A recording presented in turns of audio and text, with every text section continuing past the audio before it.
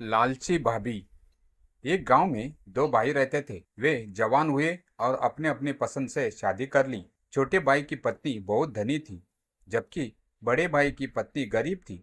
हर दिन गरीब भाभी धनी भाभी के घर जाती और उनके लिए आटा पीसती। वह आटा पीसकर उसे एक महीन कपड़े से छानती।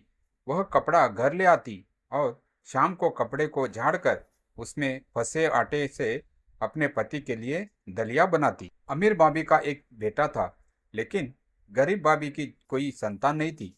एक दिन अमीर भाभी के बेटे ने अपनी चाची को अपने पति के दिए दलिया बनाते हुए देखा। बच्चा दौड़कर घर आया और अपनी माँ को सब कुछ बताया। माँ, चाची हमारे आटे को छानने वाला कपड़ा घर ले जाती है और उससे चाचा के लिए दलिया बनाती है। अमीर भाभी बहुत क्रोधित हुई। अगले दिन उन्होंने गरीब भाभी से कहा, आज से तुम मेरे आटे को छानने वाला कपड़ा घर पर ही छोड़ देना और जाने से पहले अपने हाथ धो लेना। मैं नहीं चाहती कि तुम मेरे आटे का एक दाना भी अपने साथ घर ले जाओ। गरीब भाभी ने वैसा ही किया जैसा उन्हें कहा गया था। उस रात जब उनके पति घर आए तो उन्होंने हमेशा की तरह दलिया मांगा, लेकिन उस दिन वह दलिया नहीं बना पाई थी। उन्होंने बताया, भाभी ने मुझे आज कपड़ा घर नहीं लाने दिया। उनके पति बहुत क्रोधित हुए और घर से बाहर चले गए। बेचारी भाभी ने खुद को कमरे में बंद कर लिया। वह ईश्वर की परम भक्त थी। अब अपनी पीड़ा में वह उनका नाम पुकारती रही और रोती रही। अंत में दुखी और थकी हुई और अभी भी हे ईश्वर मुझे बचाओ पुकारते हुए वह सो गई। ईश्वर ने उसकी पुकार सुन ली थी और यह जानने के लिए आए कि क्या हुआ है। उन्होंने उनसे पूछा, तुम क्यों रो रही हो? मैं हर दिन अपनी भाभी के लिए आटा पीसने के बाद उससे छानने वाला कपड़ा घर लाती हूँ और उसमें फंसे आटे से हर शाम अपने पति के लिए दलिया बनाती हूँ। उसने जवाब दिया, आज मेरी भाभी ने मुझे कपड़ा घर नहीं लाने दिया, इसीलिए मैं दलिया नहीं बना पाई।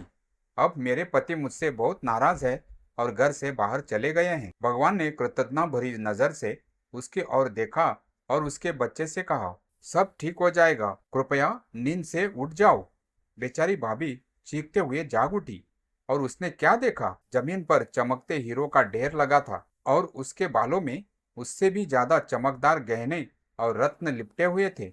अगली सुबह वह गहने गिनने और उन्हें रखने में व्यस्त थी।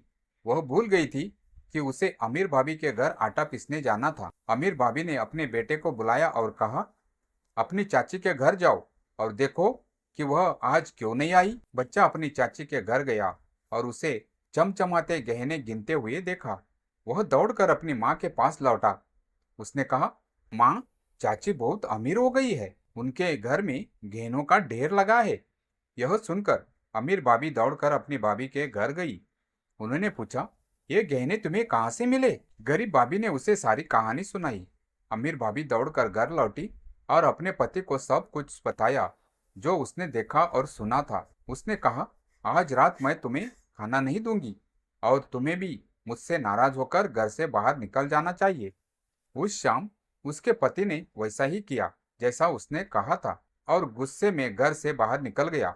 अमीर महिला ने अपना सारा सामान घर से निकाल दिया और बार बार भगवान को पुकारते हुए सो गई। भगवान ने उसकी पुकार सुनी और पता लगाने आए कि मामला क्या है। अमीर भाभी ने अपनी कहानी सबको सुनाई। भगवान ने कृतज्ञता भरी नजर से उसकी ओर देखा और उसके बच्चे से कहा, सब ठीक हो जाएगा, कृपया नींद से उठ जाओ। धनी भाभी जाग उठी और उसने क्या देखा? जमीन पर चमकते हीरो का ढेर नहीं, बल्कि हाथी के गोबर का ढेर था। हे भगवान, वह विलाप करते हुए बोली, आपने मेरे साथ ऐसा क्यों किया? आपने मेरी भाभी को हीरे दिए और मुझे यह सब दे दिया। भगवान प्रकट हुए और बोले, तुम्हारी भाभी एक अच्छी स्त्री है। उसने मुझे इसलिए बुलाया क्योंकि वह मुसीबत में थी। तुम लालची स्त्री हो। तुमने मुझे इसलिए बुलाया क्योंकि तुम अपने पास मौजूद धन से भी अधिक धन चाहती थी। धनी भाभी रोते हुए बोली, हे भगवान, मुझे क्षमा कर दीजिए। क्या आप कृपया अब मेरे घर से अपना आशीर्वाद हटा लेंगे? मैं फिर कभी लालची नहीं बनूंगी। भगवान ने कहा, पहले अपनी आधी संपत्ति अपनी भाभी को दे दो और यह सुनिश्चित करो कि तुम उसके साथ फिर कभी बुरा बर्ताव न करो, तभी मैं तुम्हारा घर साफ करूंगा।